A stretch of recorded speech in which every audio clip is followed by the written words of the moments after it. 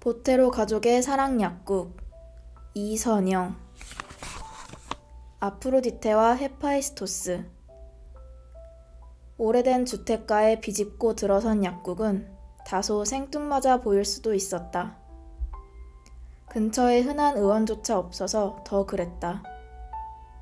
사랑약국이라는 상호는 직설적인 편치고는 무난했다. 20여 평 마당에 들어찬 창고 하나. 수년 전 보증금 200만 원에 월세 30만 원을 받고 식자재 납품 물류 창고를 하는 업자에게 세를 놓느라 지었다. 이후 비슷한 일을 하는 세입자가 두세 번 바뀌었지만 결국 마당 전체를 차지한 채 흉물스럽게 남겨졌다. 그 창고를 리모델링해서 약국을 개업한 것이다.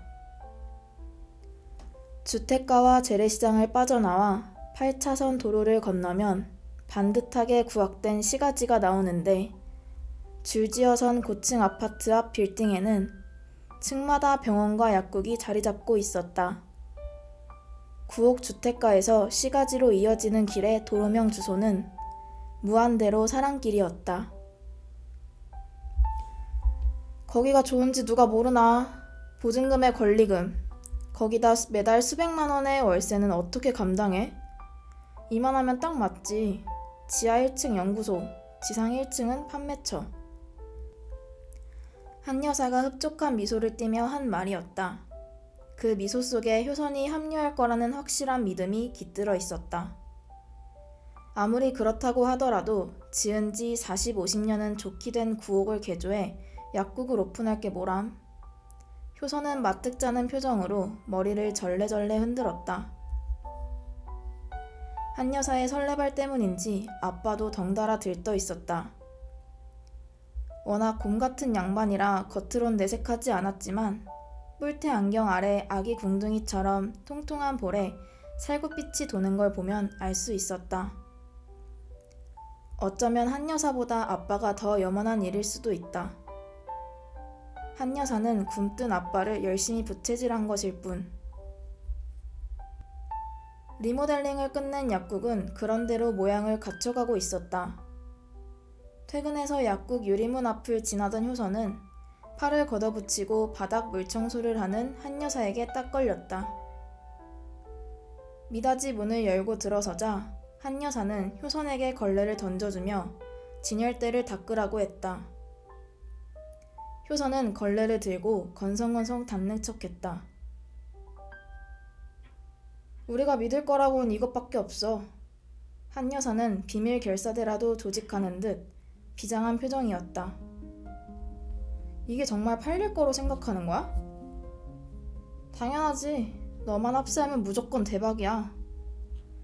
어디서 오는 자신감인지 알다가도 모르겠다. 내가 왜? 우리 가정 경제를 위해서지. 우리? 언제부터 우리로 엮인 가족이었다고.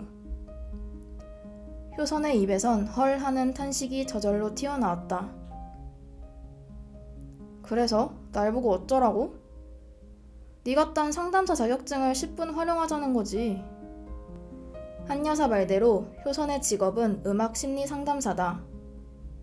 효선은 보건소에서 1년 계약의 기간제 근로자로 일하고 있다. 취업이 유망하다고 해서 자격증을 땄지만 정규직 전환은 요원한 상태였다. 내담자를 마주할 때마다 자신의 내밀한 상처와 직면하면서 이 직업에 대해 많은 생각을 하곤 했다. 심리치료의 시작은 자신의 상처부터 받아들이는 것이라고 배웠다. 효선이야말로 심리치료를 받아야 하는 사람일지 몰랐다. 건강한 사람이 병자의 아픔에 공감하기란 낙타가 바늘길을 통과하는 것만큼 어려운 일이다. 그런 면에서 효선은 바늘길을 통과한 낙타는 되는 셈인 걸까? 아무튼 약국을 운영하는데 상담자 자격증을 10분 활용한다는 한 여사의 말은 기언가 미언가 했다.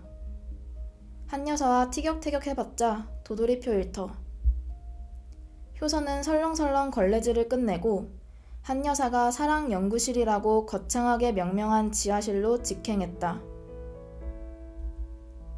지하실은 효선이 땅꼬마일 때부터 아빠의 연구실이었다. 이 집은 아빠와 한 여사가 결혼할 때 요즘 말로 영끌에서 매수했다고 한다. 당시에도 지은 지 15, 16년은 된 집이었다니 집의 연식이 50년에 육박한다는 계산이 나온다. 그 시절 양옥이 그렇듯 연탄을 쌓아두던 지하의 보일러실은 필수였다. 마당에서 이어진 층계 몇 개를 내려가면 20평 남짓한 지하실이 나온다. 온갖 잡동사니가 쌓여있는 연탄광이 사라지면서 자연스레 아빠의 영역이 된 것이다.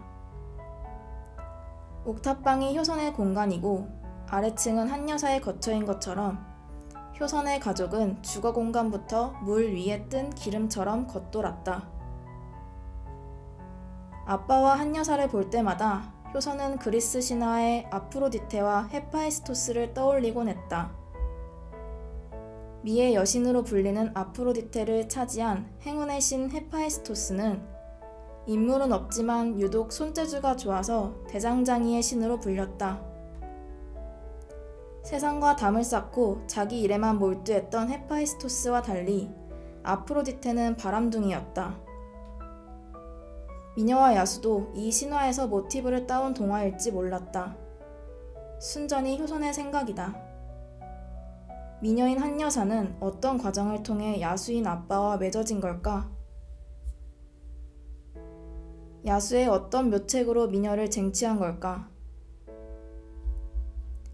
나이와 외모로 보면 아빠가 한 여사한테 한눈에 반한 게 틀림없다. 한 여사는 두 사람의 과거를 야로라는 요령부득의 말로 후려치곤 한다. 불온하고 음습해서 음모라도 도사리고 있을 법한 이 단어는 효선의 탄생에도 적잖은 영향을 끼쳤을 것이다. 환갑이 다가오는 아빠는 중후한 중년을 생략한 채 영락없는 할배로 전락했다. 성긴 머리칼과 중부지방살은 나이 탓이라고 해도 단추구멍도 울고 갈 찢어진 눈과 푹 꺼진 콧마루의 두꺼운 입술은 젊었을 적부터 그랬다.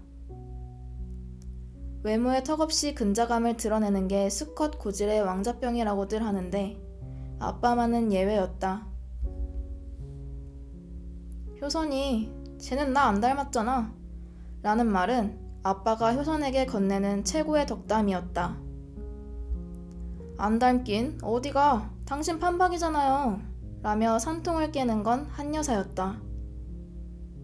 효선이 생각건대 반반이다. 어릴 적에는 아빠의 붕어빵이었고 점차 나이를 먹어가면서 한 여사 쪽으로 기울어 가고 있다.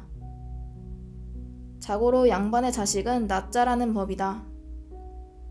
말없는 아빠가 효선을 두고 뜬금없이 내뱉는 말 또한 의미심장했다. 평생 과학도를 자처했던 아빠의 가치관에는 맞지 않은 말이었기에 그만큼 효선을 향한 사랑에 맹목적인 면이 있다는 방증일 수도 있다. 고슴도치도 제 새끼는 예뻐한다는 말처럼. 지하에 내려오자 수툴 의자에 엉덩이를 걸친 아빠의 등이 보였다. 오늘따라 좁은 어깨가 한 뼘쯤 더 처져 있었다. 인기척이 들렸을 텐데도 아빠는 꼼짝하지 않았다. 생물교사였다던 아빠는 학교를 관두고 보습학원에서 초중등생 수학과 과학을 가르쳐왔다.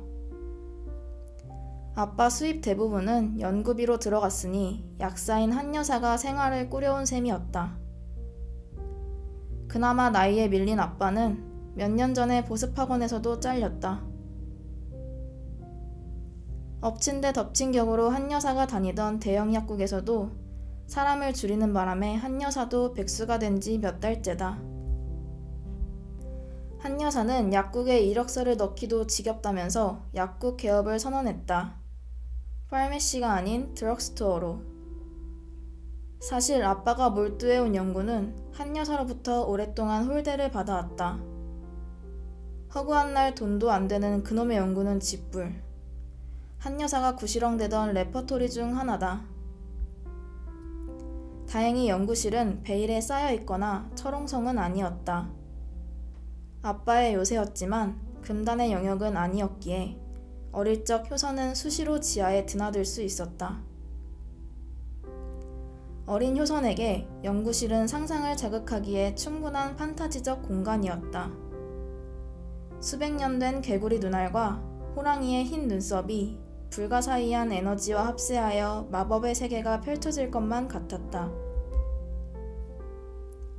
효선은 아빠가 생물학도가 아니라 화학도가 아니었을까 하고 생각한 적도 있다. 효선의 생각은 맞기도 하고 틀리기도 했다. 아빠의 전공은 생화학이라고 했다. 모르긴 해도 생물과 화학이 접점으로 만나는 학문일 것이다. 아무려나 효선이 연구실을 드나들던 때는 그런 사실과 관계없이 눈에 보이는 그대로를 받아들이고 흡수할 나이였다. 판타지와 마법의 세계는 연구실 풍경과 일맥상통하는 부분이 많았기 때문이다. 사춘기 문턱에서 한 여사와 갈등이 깊어지면서 연구실은 효선의 관심 바깥으로 밀려났다. 그 뒤로 아빠의 연구는 한 여사의 입에서 야로로 바뀌었다. 한국어도 일본어도 아닌 국적 불명의 단어는 뜬금없었다. 아빠가 몰빵해온 생화학 연구와 야로는 어떤 관련이 있는 걸까? 아빠도 알고 있었다. 자신이 일생을 바쳐온 연구가 비열하고 불온한 단어로 후려쳐지고 있다는 것을. 그동안 아빠의 연구가 자잘한 실적을 보이기도 했다. 소소하게나마 특허를 몇 개 받은 걸 보면 말이다. 생체학적 관점에서 여름철 모기 퇴치 방향제나 장마철 제습용 스펀지는 실생활 용품으로 판매된 적도 있었다. 하지만 아빠가 그런 소소한 일상용품 특허를 따기 위해 두문불출 연구에 몰입하는 건 아니라는 것쯤은 모르지 않았다. 효선은 한 여사가 입버릇처럼 말하는 야로에 전념하는 아빠에게로 다가갔다. 구석에 밀어놓은 쟁반에는 양은 냄비와 즉석밥 용기가 놓여 있었다. 아빠의 저녁인 모양이었다. 가뜩이나 살림에는 젬병인 한 여사에게 약국 오픈은 더할 나위 없는 핑곗거리일 것이다. 퇴근한 거냐? 아빠가 몸을 돌렸다. 아빠는 한 여사처럼 효선을 설득하려 들지 않았다. 한 여사 편을 들면 효선이 반발한다는 것을 알고 있기에. 효선에 대한 애정을 측정한다면 아빠도 한 여사와 막상막하긴 했다. 단지 아빠는 한 여사처럼 효선에게 대놓고 뼈때리는 말은 하지 않고 그저 무심했을 뿐. 그래도 효선이 들은 얘기는 있었다. 한 여사가 두 돌을 겨우 넘긴 효선을 보육시설에 맡긴 적이 있었다고 한다. 그 다음날 아빠가 곧바로 효선을 찾아왔단다. 부모로서 최소한의 양심은 있었는지 두 사람은 입도 뻥긋하지 않았지만 먼 일가되는 누군가를 통해 효선의 귀로 흘러들어온 과거사다. 아빠, 저녁이 겨우 즉석밥이란 말이에요? 약국 오픈한다고 저녁도 안 챙기는 모양이네. 나더라 엄마 혼자 이리 뛰고 저리 뛰고 좀 바쁘겠냐? 근데 너는 좀 피곤해 보인다? 일은 할만한 거냐? 계약직이 다 그렇죠 뭐. 일은 힘들고 페이는 짜고 앞날에 대한 보장도 없고. 효선을 물끄러미 쳐다보는 아빠의 작은 눈이 햇빛에 반사된 유리 파편처럼 반짝였다. 그럴 것 같으면 엄마가 제안하는 일을 진지하게 한번 생각해보지 그러냐? 효선이 채 반박을 하기도 전에 아빠는 재빨리 대화의 주도권을 쥐었다. 히틀러도 바그너 음악을 이용해서 독일 국민을 선동했다는 예를 들면서 사람의 마음을 움직이는데 음악만한 것도 없다고 했다. 독재자의 예를 들거나 음악에 포커스를 맞추려고 한 데서 아빠의 속내가 들여다 보였지만 넘어가기로 했다. 아빠의 말이 틀리기만 한 것은 아니었다. 음악도 일종의 소리이며 우주 에너지의 강력한 힘 중 하나다. 그래서 음악 소리는 우주를 만드는 데 기여할 수도 있고 도시를 파괴할 수도 있다. 그러면서도 개인의 심신에 영향을 미치는 힘도 지니고 있다. 음악을 들을 때 인간의 기분이 변하는 것은 뇌에서 나오는 세로토닌, 엔돌핀, 도파민, 아드레날린 같은 화학물질의 영향 때문이다. 아빠가 내린 결론은 음악을 통해 생성된 물질이 성적 에너지와 깊은 연관성을 갖는다는 것이다. 효선도 안다. 아빠가 자신의 연구가 음악과도 무관하지 않음을 말하고 있다는 것을. 아빠도 한 여사처럼 효선을 설득하고 있는 것일 테다. 대화하는 중간에 아빠는 등을 돌려 현미경 아래 슬라이드를 핀셋으로 꺼내서 유리 조각 위에 올렸다. 아빠의 손끝에 정교함이 묻어났다. 슬라이드 조각 아래서 꼼지락거리는 세포는 맨눈으로 보이진 않지만 왕성하게 활동할 것이다. 아빠가 어린 효선의 입안에서 면봉으로 긁어낸 세포를 현미경으로 보여준 적이 있었다. 꼼지락거리는 세포는 물결 무늬로 요동쳤다. 어린 효선의 눈에는 신기하기도 했지만 무섭기도 했다. 저런 벌레 같은 것들이 자기 입안에 있다는 것이 믿기지 않아서였다. 아빠는 효선이 자신의 뒤를 이어 생화학자가 되길 원했다. 삼수까지 했지만 아빠가 원하는 이공계 학과에 번번이 떨어졌다. 아빠는 희망을 놓지 않았다. 효선이 2년제 위생학과나 임상병리학과라도 가길 원했다. 효선은 마지막에 음악으로 진로를 틀었고 아빠의 기대를 무참히 꺾어버렸다.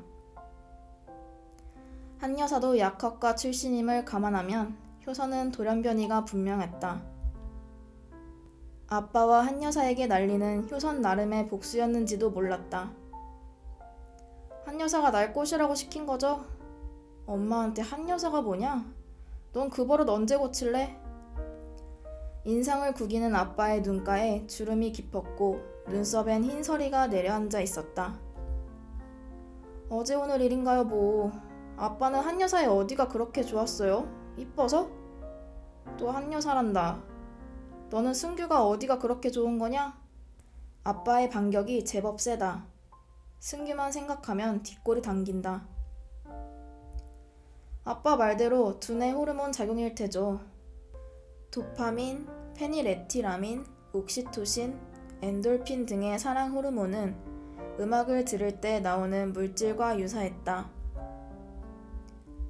그래, 다 호르몬 작용일 뿐이야. 너는 도파민 분량이 늘어나는데 승규 그 녀석은 너한테 그게 분비가 되지 않는 게 문제인 거지. 도파민이 샘솟으면 페닐에틸아민에 자리를 넘기게 돼. 일종의 각성제 같은 물질인데 수치가 높아질수록 흥분 상태에 이르게 되거든. 즉 무슨 말이냐 하면 남자가 사랑하게 되면 뜨거워진다는 거다. 성욕이 수반되기 때문이지. 아빠 말대로 오빠가 나한테 뜨겁지 않았다면 우리 집은 왜 그렇게 뻔질나게 드나든 건데요? 효선도 알고 있다. 승규가 효선의 집을 뻔질나게 드나들긴 했지만 효선을 손끝 하나 건드리지 않았다는 것을. 아빠의 호르몬 강의는 흥미없지만 사랑과 뜨거움의 연관성은 동의하는 바였다. 효선이 승규를 보면 온몸이 뜨거워지니 말이다. 아빠와 한 여사의 사랑은 어느 지점이었을까? 핵과 미토콘드리아와 리보솜 등의 세포 용어를 가르치던 아빠는 외모로는 별 볼 일 없는 노총각이었을 것이다. 남녀가 스파크를 일으키는데 외모와 나이는 무관할지도 모른다. 사람의 몸이 29가지의 생체 원소로 구성되어 있다고 확신하는 아빠도 성욕이 왕성한 남자였고 젊은 남녀가 눈이 맞는 일은 인과관계가 생략된 본능이다. 그 결과로 효선이 태어났다면 두 사람의 사랑은 증명된 셈인데 야로는 또 뭘까? 한 여사와 아빠의 롱롱 스토리는 풀리지 않는 미스터리였다.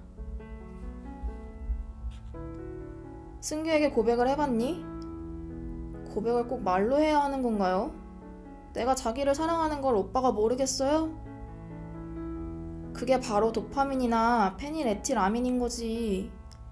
이때 생식 기능을 활성화하는 단백질 분자도 함께 생성돼. 난소에서 난자가 배출되는 배란을 촉진하는 호르몬도 그와 비슷한 물질이거든.